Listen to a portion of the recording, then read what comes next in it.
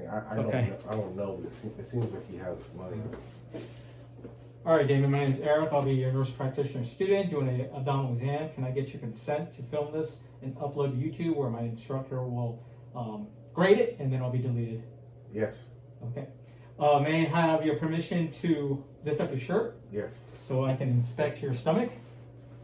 No problem. All right, we're just looking for any asymmetry, any pulsation, striae, sclera, any jaundice. It's basically symmetrical. No skin issues also. Everything looks good. Okay. Next thing I want to do is I'm going to listen to your stomach. So I'll be placing my stethoscope on certain areas of your stomach, okay? Okay. It shouldn't be cold or any discomfort. Okay, so I'll start in the right upper quadrant of the stomach.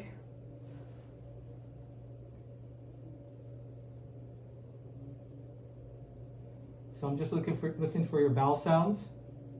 Okay.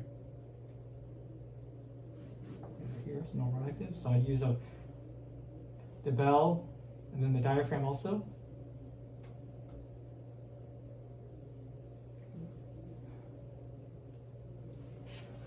Left upper quadrant.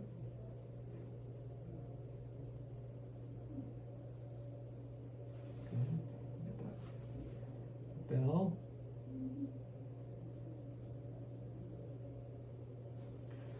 Okay. Left lower quadrant.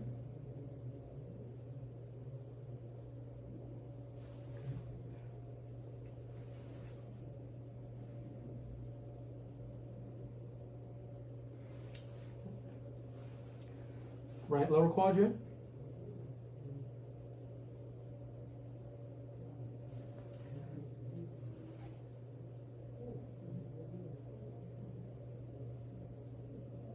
Okay, good. Everything sounds good. Bowel sounds are normal active. If they weren't, if I didn't hear anything, they're hypoactive. I actually have to sit and place my stethoscope on that area for at least 3 to 5 minutes. Okay. Okay. Next thing I'm gonna do is I'm gonna also put your arteries. First, your abdominal artery, okay, above the belly button. Okay. Listen for what's called bruits. What's it called? Bruits. Bruise. Stenosis. I don't hear anything. Bell.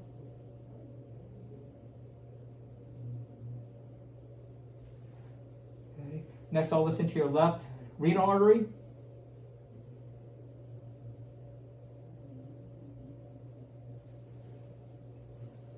Okay, bell.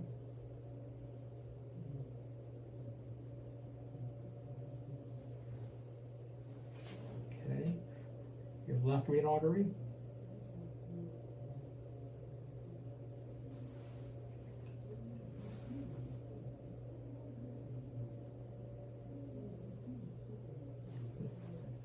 Okay, next I'm listening to your iliac artery, All right. right iliac.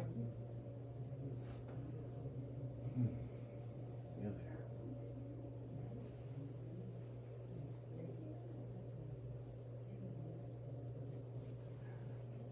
Left iliac artery.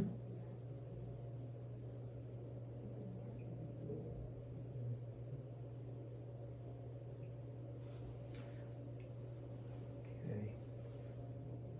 Left iliac. Okay. Then listen to your femoral arteries, which would be down here.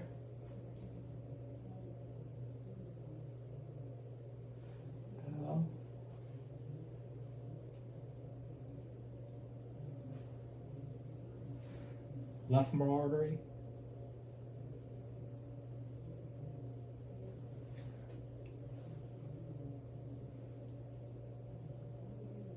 Good. Next, I'm just going to listen to your liver. Sorry. no problem. See if there's any called friction rubs. Okay. Using the bell. Right at the costal margin. Good. Diaphragm. Good. No friction rubs. Next, I'm going to listen to your spleen also. Okay. So your right, left anterior axillary margin around the 10th rib. Bell. Good. Diaphragm. Good. Everything sounds good. Okay. Next one is called percussion. Okay. Okay. So we get a marker. I'm just going to tap, starting in your abdominal quadrant, and tap in all 4 regions of your quadrant, okay? Okay. That sounds tympanic. Tympanic. Left lower quadrant. Right lower quadrant. Okay, and also, I would also percuss the bladder. Should sound tympanic. If it's dull, it's suggestive of a distended bladder, or if it's a female, enlarged uterus. Okay. Also, what I'm going to do is I'm going to percuss the liver, the size of the liver, for any hepatomegalia. So I'm going to go to mid-clavicular line. I'm actually going to start kind of the level of the umbilicus, so I don't miss an enlarged liver. So it should be tympanic.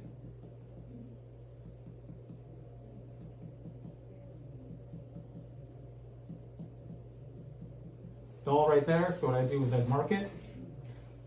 Mark the lower inferior border. Then I come from above, in between the intercostal spaces.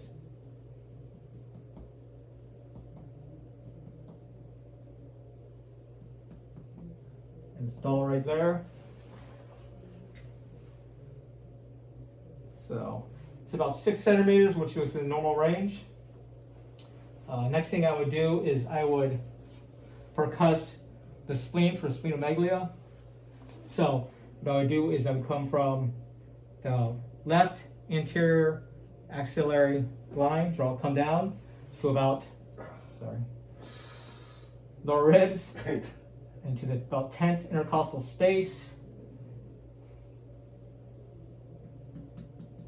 And it's tympanic. Okay. Take a deep breath in. Good. And it's still tympanic. It should be tympanic. It shouldn't be dull. If it's dull, then that's suggestive of splenomegaly. Okay. Next thing, what I'm going to do is I'm going to do palpation. Okay. So we place my hands in different areas. Okay. Okay. I'm just going to do what's called light palpation of your stomach. Just feel for any masses, bulges. Okay. Okay. Light palpation. Light palpate. Okay. Everything feels normal there. Okay. The next thing I would do is called deep palpation. So I'm going to go a little bit deeper. Okay. Feel once again for bulges, masses, any pulsations, any tenderness, guarding. Go deep. But also palpate the abdominal artery. Coming in through here, we want to feel any pulsations, we should feel it. But it should not be wider than, if it's greater width of than 3 centimeters, it may be suggestive of abdominal aneurysm. Aortic aneurysm, abdominal aortic aneurysm. Okay. So it's 3 centimeters, which is normal range. Next thing I'm going to do is I'm going to palpate the liver. Okay. Should feel inferior border of the liver should be a little palpable around the mid-clavicular line. So what I'm going to do is I'm just going to this up, put in, take a deep breath in. Good. Okay. And I can feel it there. Okay. Good. Good. Next thing I would do is I will palpate for the spleen. Normally the spleen should not be palpable. If it is, that suggests it's splenomegaly. I'm sorry. Sorry? Okay. So I bring it through here, I pull up the rib, take a deep breath in. Okay, and I don't feel anything, which is normal.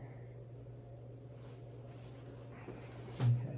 Next thing I would do on palpation is I would try to palpate for the kidneys, and normally the kidneys should not be palpable. So once again, I'm going to come through here. I'm going to come to the posterior, the lateral of the back. Take a breath in and blow out. Okay, it's not palpable. The right kidney is not palpable. And then, left kidney, and breathe out. Once again, that's not palpable, which is good. If it's palpable, it might be indicative of a large kidney or hydronephrosis. Okay. special test or for cholecystitis is called Murphy sign. So what I'm gonna do is just gonna come in through around the costal border, take a breath in. I'm gonna press in, and if the patient winces in pain, then we know it's indicative of cholecystitis. Another special test we can do is for McBurney's point or appendicitis. Is basically McBurney's point is about 2/3 of the way from the umbilicus to the anterior iliac spine. So I palpate in here, it's any tenderness, that be indicative of appendicitis. Also rebound tenderness, so I depalpate in and then release, rebound, and if that causes pain, that can be indicative of appendicitis also. I can also do what's called Rousing sign, which I would palpate the left lower quadrant, and if that elicits pain in McBurney's point, then that can be indicative of appendicitis. Another test, special test we can do is the iliopsoas test. So Damon, lift up your leg, okay, and resist. And if that's indicative of appendicitis, it would cause pain. Another one is obturator sign. I would bring his leg up, and I would basically internally rotate it, and that can cause pain also, which is indicative of appendicitis. Another test we can do for ascites is the fluid wave shift. So go ahead, I can use patient's hands just to hold the organs in place it right there. And what I would do is place my hand on one side, stationary, I would hit the other side, and if there's ascites, I would feel a fluid going to my other hand. Another test for that is, since fluid drains down, if I start from here, I would percuss, it should be dull, and then where there's no fluid, it'll be more tympanic here. Also another test you can do is also, go ahead, even lie on your left side. Okay, this is for ascites also. So as he lays on the left side, the fluid, if he had ascites, obviously would be draining down to his left side. So we just percuss from the right side, all the way down, should be tympanic. And once I hit fluid, it would be dull. Okay.